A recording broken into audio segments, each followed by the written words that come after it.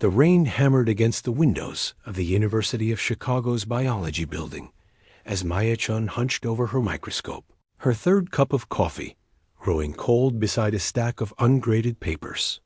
At 26, she'd already mastered the art of academic survival living on ramen, caffeine, and the desperate hope that her thesis on canine behavioral patterns would somehow matter to someone. Somewhere, the lab was her second home, filled with the familiar hum of equipment and then the occasional scratch of Professor Biscuit's claws against his temporary kennel. The golden retriever puppy had been her unofficial lab partner for 3 weeks now, ever since she'd found him abandoned outside the animal shelter. 3 months old, boundlessly energetic, and possessing an unfortunate habit of treating everything as a chew toy, he'd been deemed unadoptable by every family who'd met him. "Just you and me again, buddy," Maya murmured, glancing at the puppy who was currently engaged in mortal combat with a rope toy. "Maybe tomorrow someone will." The lights flickered. Every piece of electronic equipment in the lab hummed to silence. Then, with a sound like crystal wind chimes caught in a thunderstorm, the air in the center of the room began to shimmer. Maya's coffee cup slipped from her fingers, shattering against the floor as a 7-foot-tall crystalline being materialized. Before her, its body resembled living quartz, refracting the emergency lighting into rainbow patterns across the walls. Where a face should be, geometric patterns pulsed with soft blue light. "Greetings, Earth human," the being announced, its voice like a symphony of tuning forks. "I am Zix-9 of the Intergalactic Threat Assessment Bureau. Classification: Senior Monster Procurement Specialist." Maya's scream caught in her throat as Professor Biscuits, apparently unimpressed by interdimensional visitors, continued his battle with the rope toy. "Please don't vaporize me," Maya whispered, backing against the lab bench. "I'm just a grad student. I don't know any state secrets. I can barely keep track of my own research." Zix-9's geometric patterns shifted, creating what might have been confusion. "Vaporization is not required for this mission. I seek diplomatic procurement of your species' most terrifying apex predator." The alien produced what appeared to be a holographic tablet, scrolling through data with movements that made Maya's eyes water. "Extensive research indicates that Earth's dominant fear-inducing creature is the dog. Your linguistic patterns confirm this. Dog-eat-dog world. Going. To the dogs, sick as a dog. Clearly, these entities represent humanity's greatest nightmare." Maya blinked, her terror momentarily overshadowed by the sheer absurdity of the situation. You want a dog?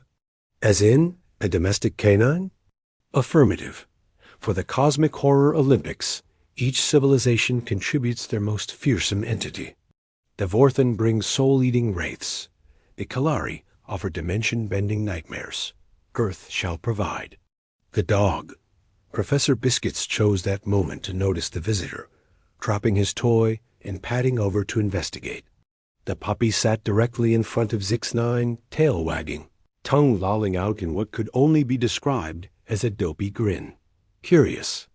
Zix-9 observed, patterns shifting to what might have been scientific interest. This specimen appears to be ... smiling? Maya's mind raced. Here was an alien who desperately needed a monster, and she had a puppy that desperately needed a home. The ethical implications made her stomach churn, but then she looked at Professor Biscuits, who was now attempting to play Beau at the bemused. "Alien. Oh, that's just how they lure their victims," Maya said, trying to keep her voice steady. "You see, Earth dogs are masters of psychological warfare. They appear friendly, even adorable, to make their prey lower their guard. Then, when you least expect it..." She made a dramatic gesture. "Fascinating." Zix-9 leaned closer, his crystalline form humming with excitement. "What is this specimen's threat classification?" Maya glanced at the puppy, who was now lying on his back, wiggling happily. "This is Professor Biscuits. He's actually one of our most dangerous specimens. Still young, but already showing signs of advanced predatory behavior. As if on cue, Professor Biscuits rolled over and began chewing on Zix-9's foot with tiny puppy teeth. Remarkable, the alien breathed. IT attempts to consume me immediately. Surely, this is the apex predator we require. 3 days later, Maya found herself in the most surreal situation of her life, and considering she was now harboring an alien in her studio apartment, that was saying something. Zix-9 had established temporary residence in her living room, his crystalline form taking up most of the space and casting rainbow patterns across her second-hand furniture. ZYX9, she said for the 100th time. You really don't need to announce your designation every time you speak. Maya is fine. The alien's patterns shifted in what she'd learned to recognize as contemplation. Acknowledged, Maya human. However, protocol requires. Protocols can be flexible, Maya interrupted, watching Professor Biscuits demolish what remained of her couch cushions. Besides, if we're going to travel to this Cosmic Horror Olympics, we need to work on making you seem more normal. Over the past 72 hours, Maya had learned that Zix-9 was essentially a middle manager in the universe's most bizarre bureaucracy. Every few galactic cycles, civilizations gathered to showcase their most terrifying entities in a sort of interstellar intimidation contest. The winner received trade privileges, territorial expansion rights, and what Zix-9 described as supreme bragging rights across 17 dimensions. The pressure is immense, Zix-9 had confided during one of their late-night strategy sessions. My previous assignment involved the screaming nebula of torment. Simple work, but Earth. Earth is confusing. Your species fears everything and nothing simultaneously. You keep creatures that could kill you as pets. You voluntarily watch horror movies. You eat food that burns your tongues and call it enjoyable. Maya had begun to feel genuinely sorry for the alien. Clearly, the Intergalactic Threat Assessment Bureau hadn't prepared him for the beautiful chaos of humanity. Look, she said, settling cross-legged on the floor beside Professor Biscuits, who was now contentedly gnawing on a tennis ball. The key to understanding Earth monsters is subtlety. Professor Biscuits here doesn't look threatening, but that's exactly what makes him so dangerous. Explain, Zix-9 requested, his patterns brightening with interest. Maya picked up the puppy, who immediately began licking her face. See this behavior? It's called kissing. On Earth, this is how our predators mark their territory and claim their prey. He's essentially telling me I belong to him now. Territorial marking through saliva distribution, Zix-9 noted, apparently recording everything. Ingenious. What about the tail oscillation? The wagging? That's a hypnotic technique. It lulls victims into a false sense of security. And these, Maya held up Professor Biscuit's paws. These might look soft, but they're actually equipped with retractable claws designed for maximum damage. As if to demonstrate, Professor Biscuits pawed gently at Maya's hand, his tiny claws barely scratching her skin. Incredible, Zix-9 whispered. And the vocalizations? Right on cue, Professor Biscuits let out a tiny yip, followed by what could generously be called a howl, but sounded more like a squeaky toy being slowly deflated. That's his war cry, Maya said solemnly. He's calling for backup. Usually, you'd hear an entire pack responding, but since he's young, he's practicing solo hunting techniques. What Maya didn't mention was that Professor Biscuits had been practicing at 3 a.m. every night since she'd brought him home. Much to her neighbor's displeasure, Zix-9 spent the next hour observing the puppy with scientific fascination, taking notes on everything from his play behavior, advanced combat training through object manipulation, to his napping habits, strategic energy conservation between hunting sessions. There's just one problem, Maya said, watching Zix-9's patterns dim slightly. Professor Biscuits is still young. He'll need intensive training to be ready for the Olympics. And he'll need someone who understands Earth monsters to accompany him. Accompany? Zix-9's patterns swirled rapidly. Humans are permitted in intergalactic space? Well, you'll need a handler, Maya said, trying to sound more confident than she felt. Someone who can explain his behavioral patterns to the judges. Someone who can keep him focused during the competition.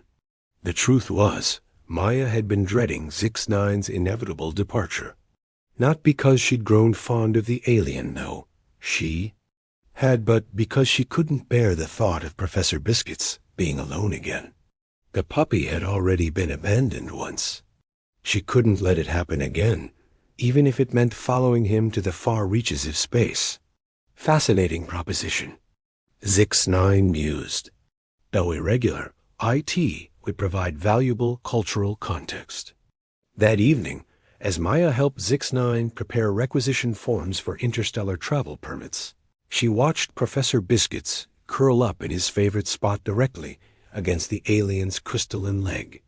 The puppy's tiny body rose and fell with contented breathing, completely oblivious to the fact that he was supposedly a monster. Zix-9, Maya said quietly, have you ever had a pet? The alien's patterns shifted to something she couldn't quite read. Negative. The bureaucracy discourages. Emotional attachments. They interfere with objective assessment. Maybe that's the problem, Maya murmured, scratching behind Professor Biscuit's ears. Maybe you can't understand monsters without understanding what makes them ... monstrous. The intergalactic transport hub orbiting Jupiter was nothing like Maya had imagined. Instead of the sterile metallic corridors she'd expected from science fiction movies, it resembled a bizarre cross between a shopping mall and a medieval bazaar. Creatures of every conceivable shape and size wandered through the corridors, their various forms of communication, creating a cacophony that somehow resolved into a strange harmony. Maya clutched Professor Biscuits' travel carrier, a specially designed containment unit that Zix-9 had insisted was necessary for a predator his caliber, and tried not to stare at the 8-foot-tall being made entirely of what appeared to be sentient smoke. First time off-world? Zix-9 asked, his patterns shifting to what she'd learned indicated amusement. Over the past week, he'd been practicing more conversational speech patterns, though he still occasionally lapsed into bureaucratic formality. Is it that obvious? Maya replied, jumping slightly as a creature that looked like a cross between a jellyfish and a carnival ride floated past, humming what might have been a folk song. You're gripping the carrier like it contains explosives, Zix-9 observed. Though, I suppose, given Professor Biscuit's capabilities, that's not entirely inaccurate. From inside the carrier came a muffled yip of contentment. The puppy had slept through most of the journey, apparently unbothered by the minor detail of interstellar travel. Gate 47B, Zix-9 announced, consulting his holographic tablet. Transport to the Cosmic Horror Olympics arena. Are you certain? You're prepared for this? Maya wasn't certain of anything anymore. The past week had been a whirlwind of forged documents, hastily fabricated credentials, and increasingly elaborate lies about Professor Biscuit's predatory capabilities. She'd coached the puppy on looking more intimidating, a futile exercise that had mostly resulted in him learning to sit on command while wagging his tail. As ready as I'll ever be, she said, then lowered her voice. Zix-9, what exactly happens? If they figure out Professor Biscuits is just ... a puppy? The alien's patterns dimmed. Bureaucratic disgrace. Potential exile. Possibly being fed to the Vorthan Soul Eaters. He paused, though that last one might be an exaggeration. The paperwork alone would be prohibitive. Their transport was a sleek vessel that defied several laws of physics Maya remembered from her undergraduate courses. The pilot, a cheerful being that resembled a cross between a dolphin and a houseplant, welcomed them aboard with what sounded like whale song. First-time competitors? The pilot asked in surprisingly clear English. I'm Captain Reefsong. You're representing Earth, correct? Heard you brought something special. Oh, we did, Maya said, patting the carrier. Professor Biscuits is ... unique. Wonderful. The arena's buzzing with excitement. It's been centuries since we had a new species compete. The Kalari have been dominating with their dimension benders, but word is Earth's entry might shake things up. As they traveled through hyperspace, an experience Maya could only describe as feeling like being turned inside out while someone played a symphony in her bones. Zix-9 began briefing her on the competition. The Olympics consist of 3 challenges, he explained. First, the intimidation round, where each creature must terrify a panel of judges. Second, the destruction challenge, demonstrating raw power and capacity for mayhem. Finally, the psychological warfare segment, where contestants must break the will of volunteer test subjects. Maya felt her stomach drop. And you think Professor Biscuits can do all that? With proper coaching, Zix-9 said, though his patterns betrayed uncertainty. Remember, his greatest strength is his deceptive appearance. The judges will expect obvious terror fangs, claws, tentacles. They won't be prepared for his subtle approach. As if summoned by the conversation, Professor Biscuits began whimpering from his carrier. Maya opened it slightly, and the puppy immediately tried to lick her fingers through the gap. Territorial marking, she whispered to Zix-9. He's claiming me as his property. Fascinating, Zix-9 murmured, though something in his patterns suggested he was beginning to have doubts. The arena, when they finally arrived, was breathtaking. Carved from what appeared to be a single massive asteroid, it could have housed several football stadiums. Tiered seating rose in impossible spirals, filled with creatures that made the transport hub look mundane by comparison. Competitors' quarters are this way, Captain Reefsong announced, leading them down a corridor lined with containment units. Through reinforced viewing windows, Maya caught glimpses of the other entries, a mass of writhing tentacles that seemed to exist in multiple dimensions simultaneously, a creature that appeared to be made of living shadow with far too many eyes, and something that hurt to look at directly. Maya human, Zix-9 said quietly, his patterns shifting to deep blue. I must confess something. Observing the other competitors, I'm beginning to suspect that Earth's interpretation of monster might be different from the galactic standard. Maya looked at Professor Biscuits, who was now trying to get the attention of a nightmare fuel creature in the adjacent containment unit by wagging his tail and play-bowing. Yeah, she said softly. I'm starting to get that impression too. The Cosmic Horror Olympics opening ceremony was a spectacle that would have sent most humans running for the nearest therapy session. Maya watched from the competitor's box as each species entry was introduced to the arena, their various forms of terror on full display. The Vorthan Soul Eaters writhed across the arena floor like living oil, their presence causing the temperature to drop 20 degrees. The Kalari Dimension Bender made reality hiccup simply by existing, causing several audience members to temporarily exist in 2 places at once. When the Zephyrian entry, a creature that seemed to be made entirely of screaming mouths, took the stage, 3 judges fainted from the psychic feedback. Earth's entry, Professor Biscuits, accompanied by handler Maya Human. The announcer's voice boomed across the arena in 17 different languages simultaneously. Maya's hands trembled as she opened the carrier. Professor Biscuits bounded out, took one look at the massive arena filled with nightmare creatures, and promptly sat down to scratch behind his ear. The audience fell silent. Is it malfunctioning? Asked Judge Vex Prime, a towering being composed of what appeared to be living mathematics. Not malfunctioning, Maya said, her voice amplified by the arena's sound system. Calculating. Professor Biscuits is assessing the threat level of every creature in this arena. He's memorizing their weaknesses. This was, of course, completely untrue. Professor Biscuits had spotted a discarded piece of space popcorn near the judge's table and was now determinedly trotting toward it. "Observe his hunting pattern," Maya continued desperately. "Notice how he approaches his target with apparent casualness, masking his true intentions." Professor Biscuits reached the popcorn, sniffed it thoroughly, then began the complex process of trying to fit something twice the size of his mouth into his mouth. "Fascinating," Judge Nightmare Eternal whispered. "The psychological impact of such confidence ... is indeed unsettling." Zix-9's patterns were cycling through.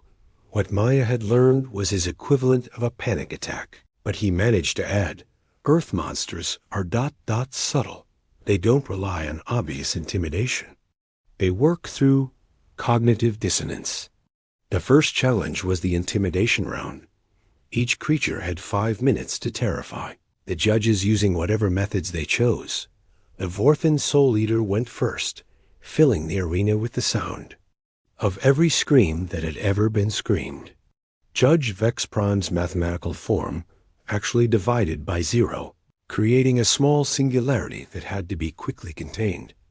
The Kelari Dimension Bender simply looked at the judges. Half of them immediately began questioning the fundamental nature of existence, while the other half started crying for reasons they couldn't explain. Then it was Professor Biscuit's turn. Maya carried him to the center of the arena, her heart pounding so hard she was sure the alien judges could hear it. She set the puppy down and stepped back. Professor Biscuits looked around the arena, tail wagging. Then, with the supreme confidence of a creature who had never met a stranger, he trotted directly to Judge Vex Prime and sat down at the being's feet. The judge looked down at the tiny puppy. Professor Biscuits looked up at the judge. Then, with a little yip of joy, Professor Biscuits jumped up and placed his front paws on the judge's leg, tail wagging furiously. The arena held its breath. I don't understand," Judge Vex Prime said, his mathematical form flickering uncertainly. It's not afraid of me." "At all? It's pleased to see me?" "That's impossible," Judge Nightmare Eternal whispered. "Nothing has ever been pleased to see me. I am the embodiment of existential dread." Professor Biscuits, apparently deciding that one judge wasn't enough, began making rounds to each member of the panel. To Judge Cosmic Horror, he offered a tennis ball he'd somehow smuggled into the arena. To Judge Eldritch Doom, he performed his signature move, the play bow. This is deeply disturbing," Judge Vex Prime announced. "I find myself ... What is this sensation? Is this fondness for a creature that should be terrifying me?" Maya caught Zix-9's eye. His patterns were now cycling through colors she'd never seen before. "The true horror," Maya announced, her voice carrying across the suddenly silent arena, "is that Professor Biscuits doesn't see monsters. He sees friends. He sees playmates. He sees beings who just need someone to believe in them." A ripple of unease passed through the audience. Several of the nightmare creatures in the stands began shifting uncomfortably.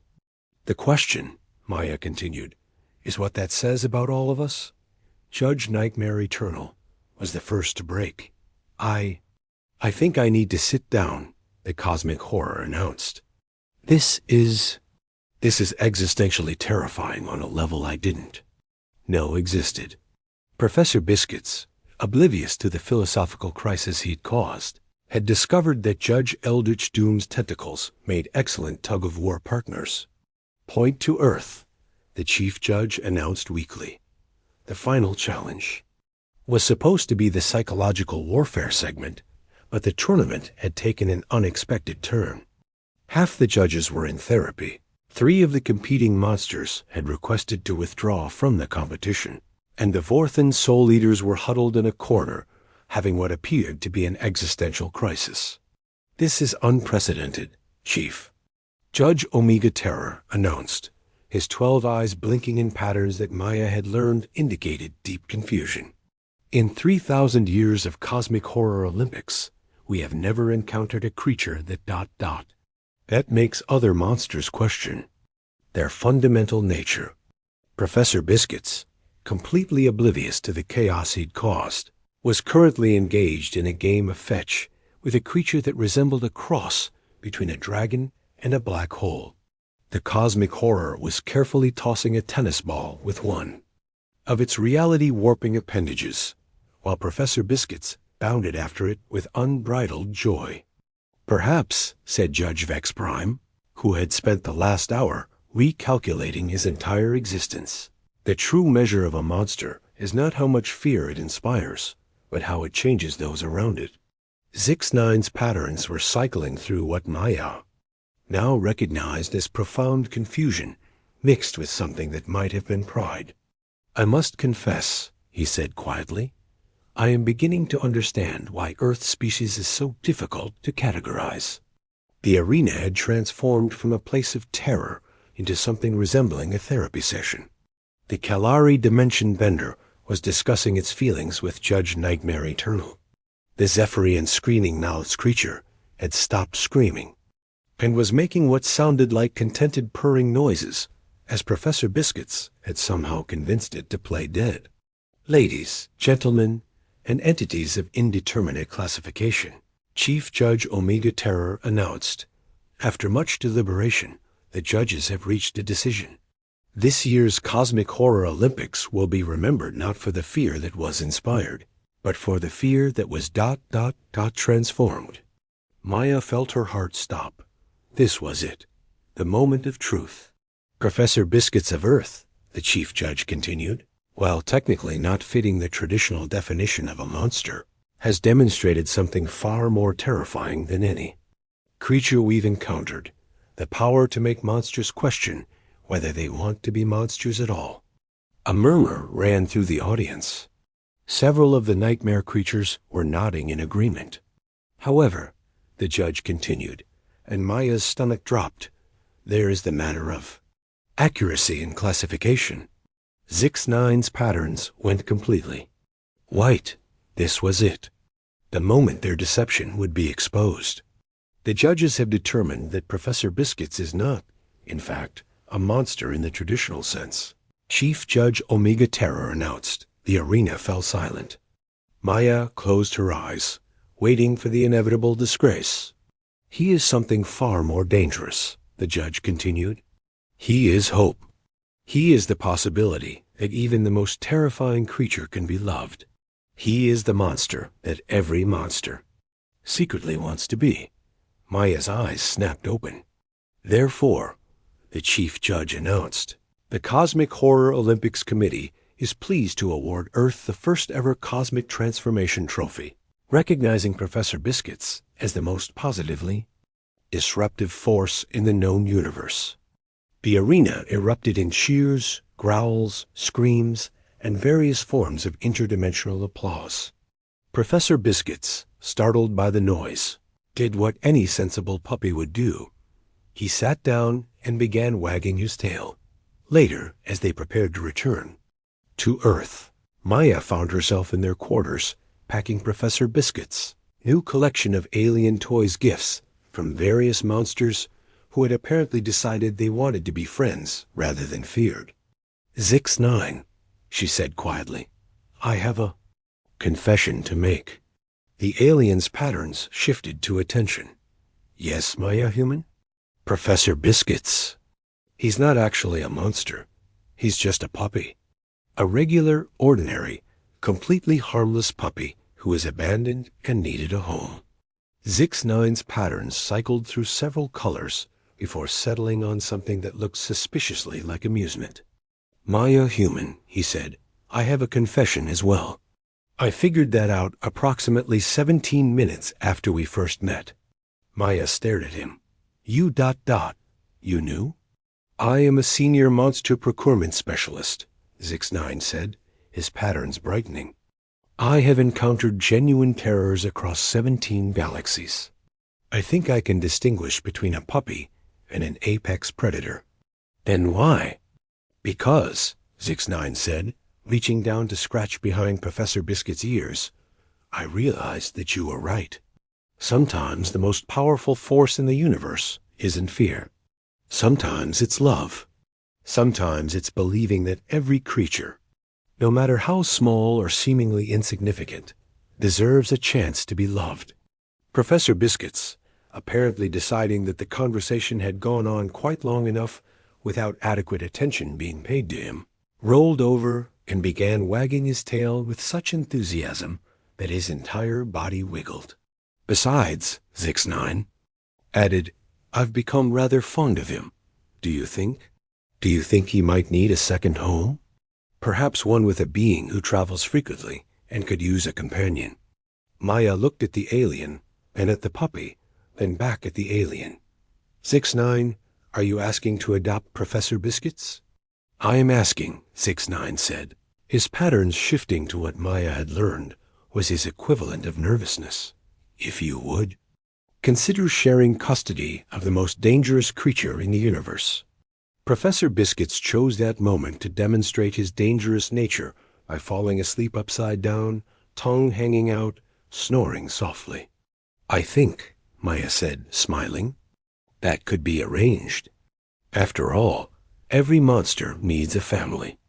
And so it was that the Cosmic Horror Olympics became the first intergalactic competition to end with adoption papers being filed, several monsters enrolling in anger management classes, and the universe's most dangerous predator learning that. The real treasure was the friends he'd made along the way. Professor Biscuits, for his part, remained completely oblivious to his cosmic significance.